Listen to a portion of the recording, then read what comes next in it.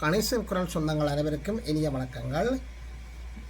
தாயகம் மற்றும் இலங்கை சர்வதேச செய்திகளுடன் இணைந்திருக்கின்றீர்கள். எமது காணொலிக்கு நீங்கள் புதியவராக இருந்தால் மறக்காமல் சப்ஸ்கிரைப் பண்ணுங்கள், ஷேர் பண்ணுங்கள், கமெண்ட்ஸ் பண்ணுங்கள், லைக் பண்ணுங்கள். அருகில் இருக்கின்ற வெள்ளைக்கோனை கிளிக் பண்ணி நாங்கள் போடுகின்ற காணொலிகள் அனைத்தையும் உடனுக்குடன் பார்க்கக்கூடியவாறான நோட்டிஃபிகேஷனை ஏற்படுத்திக் கொள்ளுங்கள்.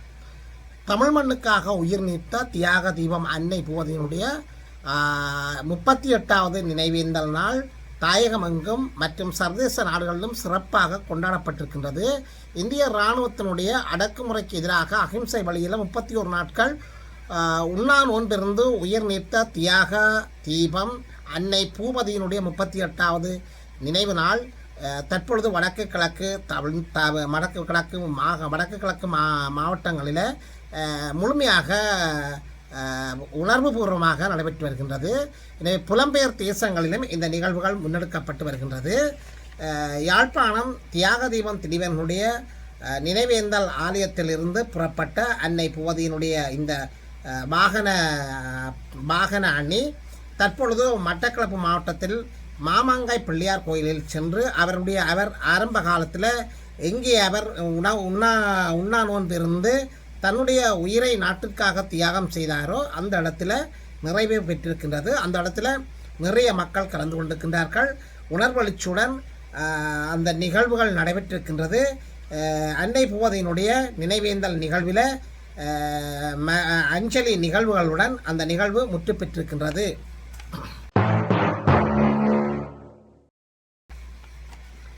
இந்திய துணை ஜனாதிபதி இலங்கை வந்திருக்கின்றார். இந்திய துணை ஜனாதிபதி சிபி ராதாகிருஷ்ணன் 2 நாள் உத்தியோகபூர்வமாக இலங்கையை வந்திருக்கின்றார். இன்று இலங்கைக்கு வந்திருந்த இந்த ஜனாதிபதி கொழும்பை வந்தடைந்திருக்கின்றார். நேற்று காலை 9:30 மணி அளவில் இந்திய விமான சேவைக்கு சொந்தமான இந்தியா 1 என்கின்ற விசேட விமானம் மூலம் அவர் கட்டுநாயக்கா விமான நிலையத்துக்கு வந்தடைந்திருக்கின்றார். அவருடன் மொத்தம் 49 பேர் அடங்கிய உயர்மட்ட குழுவினரும் இந்த வருகையில் இணைந்திருக்கின்றார்கள். அவருடன் மொத்தம் 49 உயர்மட்ட குழுவினர் இணைந்திருக்கின்றார்கள். விமான நிலையத்தில் அதிவிசேட விருந்தினர் முன்னையத்திற்கு வருகை தந்த இந்திய துணை ஜனாதிபதியை விளையாட்டுத்துறை அமைச்சர் சுனில் குமார் கமகே உள்ளிட்ட அமைச்சர்கள் மற்றும் அரச உத்தியோகத்தர்கள் குழுவினர்கள் நேரில் சென்று அவரை வரவேற்றிருக்கின்றார்கள். இந்த விஷயத்தின் போது இரு நாடுகளுக்கு இடையிலான உறவுகளை மேம்படுத்துவது குறித்து முக்கிய பேச்சுவார்த்தைகளிலே அவர் ஈடுபடுவார் என்று சொல்லி கருத்து தெரிவிக்கப்பட்டிருக்கின்றது. 1.5 வயது குழந்தை விபத்தில் உயிரிழந்திருக்கின்றது. மன்னார் தாழ்வுப்பாடு பகுதியில் இடம்பெற்ற வாகன விபத்தில் 1.5 வயது குழந்தை ஒன்று உயிரிழந்திருக்கின்றது. நேற்று முன்தினம் இடம்பெற்ற இந்த சம்பவம் பற்றி மேலும் தெரிய வருவதாவது, தாழ்வுப்பாடு துர்க்கி ஷெட்டி கிராம பகுதியில் பேக்கரி உணவுப் பொருட்களை விற்று கொண்டிருந்த ஒரு முச்சக்கர வண்டியின் மீது இந்த சிறுபிள்ளை மோதி விபத்தை ஏற்படுத்தி படுகாயம் அடைந்திருக்கின்றது. இந்த அசம்பாவிதம் இந்த இடத்துல இடம்பெற்றிருக்கின்றது. விபத்தில் காயமடைந்த குறித்த குழந்தையை மன்னார் வைத்தியசாலையில் அனுமதித்ததன் பின்னர் உயிரிழந்திருக்கிறதாக செய்திகள் வெளியாகி இருக்கின்றது. மன்னார் தாராபுரம் பகுதியைச் சேர்ந்த 1.5 வயது குழந்தையை இவ்வாறு உயிரிழந்ததாக போலீசார் தெரிவித்திருக்கின்றார்கள். தற்பொழுது இந்த சம்பவம் தொடர்பாக மன்னார் போலீசார் விசாரணைகளை மேற்கொண்டு வருகின்றார்கள். நிலக்கரி ஊழல் அனுர அரசாங்கம் பொறுப்பேற்க வேண்டும் என்று சொல்லி ஐக்கிய மக்கள் சக்தி கடினமாக காட்டமாக நிற்கின்றது. நிலக்கரி இறக்குமதி நடவடிக்கையில் இடம்பெற்ற பாரிய நிதி மோசடி சம்பந்தமாக ஜனாதிபதி அனுரா குமார திசாநாயக்க மற்றும் ஒட்டுமொத்த அமைச்சர்களும் பொறுப்பேற்க வேண்டும் என்று சொல்லி ஐக்கிய மக்கள் சக்தி வலியுறுத்தியிருக்கின்றது. பிரதமர் கேரணி இருநாட்டு உறவு குறித்து விசேட கலந்துரையாடல்.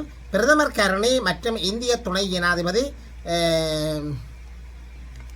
சிபி ராதாகிருஷ்ணன் உள்ளிட்டோர் இருநாட்டு உறவுகள் குறித்து விசேட கலந்துரையாடல் ஒன்றை மேற்கொண்டிருக்கிறார்கள். இருநாள் விஷயமாக இலங்கை வருகை தந்துள்ள இந்திய துணை ஜனாதிபதி சிபி ராதாகிருஷ்ணா இலங்கையர்களுடைய பிரதமரும் கல்வி அமைச்சருமாக்கிய பிரதமர் கருணியை சந்தித்து இருதரப்பு உறவுகள் சம்பந்தமாக கலந்துரையாடல் மேற்கொண்டதாக செய்திகள் தெரிவிக்கின்றது. உளவு இயந்திர விபத்தில் இளங்குடும்பஸ்தர் பலியாகி இருக்கின்றார். வவுனியா வடக்கு மதியாமடு பகுதியில் உளவு இயந்திரம் தடம் புரண்டதில் விபத்துக்குள்ளானதில் இளங்குடும்பஸ்தர் ஒருவர் உயிரிழந்திருக்கின்றார். குறித்த விபத்தானது நேற்று முன்தினம் மாலை சம்பவித்திருக்கின்றது.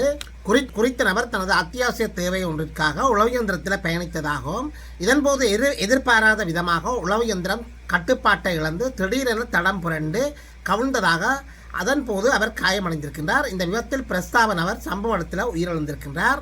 உயிரிழந்தவர் 29 வயதுடைய இளங்குடும்பஸ்தர் என்று சொல்லி அடையாளம் காணப்பட்டிருக்கின்றார்.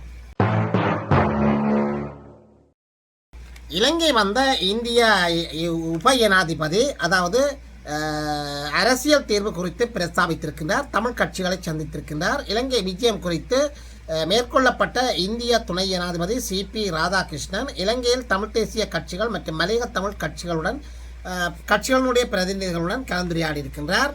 இதன்போது இலங்கையினுடைய இனப்பிரச்சனை சம்பந்தமாகவும் இதற்கான தீர்வுகள் சம்பந்தமாகவும் அந்த கட்சிகளுடன் கலந்துரையாடி இருக்கின்றார். கழனி கங்கை நீரில் மூழ்கி சுன்னாகத்தைச் சேர்ந்த பல்கலைக்கழக மாணவர் ஒருவர் உயிரிழந்திருக்கின்றார். கழனி கங்கையில் மூழ்கி சுன்னாகத்தைச் சேர்ந்த பல்கலைக்கழக மாணவர் ஒருவர் உயிரிழந்திருக்கின்றார். சுன்னாகம் கிழக்கு சுன்னாகத்தைச் சேர்ந்த கதிர்காமநாதன் விதுசன் வயது 25 என்று சொல்லி என்ற மொரட்டுவ பல்கலைக்கழக மாணவனே இவ்வாறு உயிரிழந்திருக்கின்றார். பிரஸ்தாப மாணவர் நேற்று காலை கழனி கங்கையில் நீராடச் சென்ற நிலையில் நீரில் மூழ்கி உயிரிழந்திருக்கின்றார். எனவே நீராடச் செல்கின்றவர்கள் கவனமாக நீரில் மூழ்குங்கள். உங்களுக்கு நீராட தெரியாது விட்டால் நீராட அந்த நினைப்பையே விட்டுவிடுங்கள். அதாவது சிறு குளங்களில் சிறிய நீரோடைகளில் ஆழங்குறைந்த நீரோடைகளில் நீந்தி உங்களுக்கான பயிற்சிகளை பெற்று நீங்கள் சரியாக நீந்துவீர்கள் என்று சொல்லி முடிவெடுத்ததன் பின்னர் நீங்கள் கழனி கங்கையிலேயோ வேறு கங்கைகளிலேயோ உங்களுடைய நீராட்டங்களை மேற்கொள்ளலாம். அதை விட்டுவிட்டு நீராட தெரியாதவர்கள் நீரில் மூழ்குகின்ற வழியால் இவ்வாறான பாதிப்புகள் இடம்பெறுகின்றது. அண்மைய காலங்களில் நீரில் மூழ்கி நடைபெறுகின்ற இறப்புகள் கணிசமான அளவு அதிகரித்திருக்கின்றது. எனவே இந்த இறப்புகளை தவிர்க்க வேண்டிய நிலை ஒவ்வொரு மனிதர்களுக்கும் ஒவ்வொரு மாணவர்களுக்கும் உணர வேண்டிய ஒரு கட்டாயம் வந்திருக்கின்றது. எனவே நீந்த தெரியாதவர்கள் நீரில் இறங்கி பரிட்சயம் அதாவது நீரில் இறங்கி அந்த நீரில் நீங்கள் நீராட தெரியாதவர்கள் தயவுசெய்து அந்த விஷயத்தை நீங்கள் விட்டுவிடுங்கள். சிறிய குளங்கள் அல்லது சிறிய தொட்டிகளில் நீச்சல் அடித்து நீரில் நீங்கள் நன்கு பரிட்சயம் அடைந்த பின்னர் தான் கங்கைகளில் இறங்கி நீராட வேண்டும் என்பது எமது தாழ்மையான வேண்டுகோளாக இருக்கின்றது.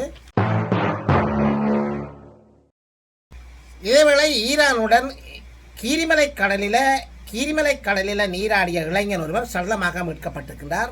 பாருங்கள், நாங்கள் சொல்கின்ற அறிவுரை உங்களுக்கு நாங்கள் உண்மையில் பல அறிவுரைகள் கூறுகின்றார்கள். செய்திகளின் பின்னணியில் செய்திகளின் போது நாங்கள் சில அறிவுரைகளை கூறுகின்றார்கள். இந்த அறிவுரைகளை சரியாக நீங்கள் பின்பற்றுகின்ற போது எதிர்காலத்தில் ஆபத்துக்களிலிருந்து தப்பிக்கொள்ளலாம். கீரிமலை கடலில் நீராடிய ஒருவர் காணாமல் போன நிலையில் சடலமாக மீட்கப்பட்டிருக்கிறார். நேற்று இடம்பெற்ற சம்பவத்தில் தொல்லிப்பளை கட்டுவன் பகுதியைச் சேர்ந்த சுந்தரமூர்த்தி சந்துரு வயது 41 என்பவரே இவ்வாறு உயிரிழந்திருக்கின்றார்.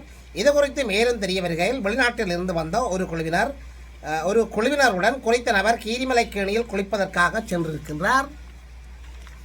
ஏனையோர் கேணியில் குளித்த வேளை குறித்த நபர் கடலில் இறங்கி குளித்துள்ளார். இதன்போது திடீரென நீரில் மூழ்கி இந்த இறப்பை சம்பவித்திருக்கிறது.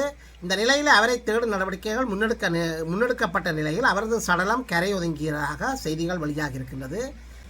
யுரேனியத்தினுடைய சிறிய துகள்கை கூட அமெரிக்காவுக்கு கிடைக்காது என்று சொல்லி ஈரான் அதிரடியாக ஒரு அறிக்கையை விடுத்திருக்கின்றது. தெஹ்ரானில் செறிவூட்டப்பட்ட யுரேனியத்தை ஒருபோதும் அமெரிக்காவிடம் ஒப்படைக்கவில்லை என ஈரான் அதிரடியான அறிவிப்பொன்றை வெளியிட்டிருக்கின்றது. ஈரானிய அணுசக்தி திட்டம் தொடர்பான விவகாரங்களில் வாஷிங்டன் தனது தீவிரமான கோரிக்கைகளை கைவிட மறுப்பதால் அமெரிக்க அதிகாரிகளுடன் புதிய சுற்று நேருக்கு நேர் பேச்சுவார்த்தைகளை நடத்த ஈரான் தயாராக இல்லை என்று தெரிவிக்கப்பட்டிருக்கின்றது. குறித்த விடயத்தை ஈரானிய வெளியுறவுத்துறை துணை அமைச்சர் சயித் காதிப் சதோ தெரிவித்திருக்கின்றார். சர்வதேச ஊடகம் ஒன்றுக்கு வழங்கிய நேர்காணல் ஒன்றில் அவர் இந்த கருத்தை வெளியிட்டிருக்கின்றார். மேலும் அவர் ஈரானிடம் உள்ள செறிவூட்டப்பட்ட யுரேனியத்தை அமெரிக்காவிடம் ஒப்படைக்கப் போவதில்லை என்பதை உறுதிப்படுத்தியிருக்கின்றார். ஈரானின் அனைத்து அணுசக்தி துகள்களையும் பெற தயாராக இருப்பதாக ஜனாதிபதி டொனால்ட் ட்ரம்ப் விடுத்திருந்த கருத்துக்கு பதிலடியாக அமைச்சரின் இந்த கருத்து அமைந்துள்ளதாக தெரிவிக்கப்படுகின்றது. எந்த ஒரு செறிவூட்டப்பட்ட யுரேனிய பொருட்களும் அமெரிக்காவுக்கு அனுப்பப்படாது என்பதை தெளிவுபடுத்திய காதிப் சாதே இது விவாதத்திற்கே இடமில்லை, இது சம்பந்தமாக விவாதத்திற்கே இடமில்லை என்று சொல்லி வெட்டொன்று துண்டு ரெண்டாக அவர் குறித்திருக்கின்றார். தங்களது அணுசக்தி திட்டம் குறித்து கவலைகளை தீர்க்க ஈரான் தயாராக இருக்கும் அதே வேளையில் தொடக்கத்திலேயே நிராகரிக்கப்பட வேண்டிய அமெரிக்காவினுடைய தர்க்கமற்ற நிபந்தனைகளை ஒருபோதும் ஏற்றுக்கொள்ள முடியாது என்பதை அவர் உறுதிப்படுத்தி உள்ளமை குறிப்பிடத்தக்கது. மியான்மரில் புத்தாண்டை முன்னிட்டு ஆயிரக்கணக்கான கைதிகளை விடுவிக்கப்பட்டிருப்பதாக செய்திகள் தெரிவிக்கின்றது. மியான்மர் இராணுவ புரட்சி மூலம் அதிகாரத்தை கைப்பற்றிய மின் ஆங் சாங் கலைங் அந்த நாட்டின் ஜனாதிபதியாக பதவியேற்ற பிறகு முதலாக உத்தியோகபூர்வ நடவடிக்கையாக 4300க்கும் மேற்பட்ட கைதிகளுக்கு பொது மன்னிப்பு வழங்கியிருக்கின்றார். இந்த நீண்ட காலமாக சிறையில் உள்ள முன்னாள் தலைவி ஆங் சான் சூகியின் தண்டனை 6ல் 1 பங்காக குறைக்கப்பட்டிருப்பதாகவும் செய்திகள் வெளியாகி இருக்கின்றது. அணுசக்தி உரிமையை பறிக்க ட்ரம்பிற்கு அதிகாரமில்லை, ஈரான் ஜனாதிபதி காட்டமாக தெரிவித்திருக்கின்றார். ஈரான் அணுசக்தி உரிமைகள் தொடர்பாக வாஷிங்டன் மற்றும் தெஹ்ரானிடையே பதற்றம் நீடித்து வருகின்ற நிலையில் அமெரிக்கா ஜனாதிபதி டொனால்ட் ட்ரம்ப் மீது ஜனாதிபதி மசூத் பொசஸ்கியான் கடும் கண்டனத்தை தெரிவித்திருக்கின்றார். ஈரானிய மாணவர் செய்தி முகாமைக்கு வழங்கிய போட்டியில் அமெரிக்காவுடைய அழுத்தங்கள் குறித்து அவர் விளக்கப்படுத்தியிருக்கின்றார். ஈரான் தனது அணுசக்தி உரிமைகளை பயன்படுத்தக்கூடாது என்று சொல்லி ட்ரம்ப் கூறுகிறார். ஆனால் இந்த அடிப்படையில் அவர் இதை சொல்கின்றார் என்பது தெளிவாக இல்லை. ஒரு தேசத்தின் உரிமைகளை பறிக்க அவர் யார் என ஆவேசமாக தெரிவித்திருக்கின்றார். ஈரான் மற்றும் அமெரிக்கா இடையே அந்த அணுசக்தி ஒப்பந்தம் மற்றும் பொருளாதார தடைகள் தொடர்பாக நீண்ட காலமாக இழுபறி நிலை நீடித்து வருகின்றது. ஈரான் அணு ஆயுதங்களை உருவாக்குவதை தடுக்கவே தாங்கள் முயற்சிப்பதாக வாஷிங்டன் தொடர்ந்து செய்தி வலியுறுத்தி வருகின்றது.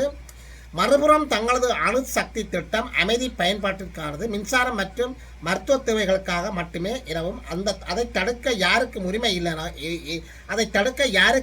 இல்லை என்று சொல்லியும் ஈரான் வாதிடுகின்றது. மத்திய கிழக்கில் ஏற்கனவே நிலை வருகின்ற போர் பதற்றங்களுக்கு மத்தியில் ஈரான் அதிபரின் இந்த நேரடியான விமர்சனம் சர்வதேச அளவில் முக்கியத்துவம் பெற்றிருக்கின்றது. குறிப்பாக இஸ்ரேல் மற்றும் அமெரிக்கா ஆகிய நாடுகளில் ஈரானின் அணுசக்தி திட்டங்கள் கட்டுப்படுத்த முயற்சி மேற்கொள்ளப்பட்டு வருகின்ற நிலையில் தங்களது உரிமைகளை விட்டுக் கொடுக்கப் போவதில்லை என்று சொல்லி ஈரானுடைய ஜனாதிபதி பொசஸ்கியான் கூறியிருப்பது முக்கியத்துவம் வாய்ந்ததாக கருதப்படுகின்றது. இதுபோன்ற செய்திகளை பார்ப்பதற்கு தொடர்ந்து கணேசன் குரலுடன் இணைந்திருங்கள். மீண்டும் இன்னொரு செய்தியில் உங்களுடன் கலந்து கொள்ளும் வரை உங்களிடமிருந்து விடைபெற்றுக் கொள்கின்றேன். நன்றி, வணக்கம்.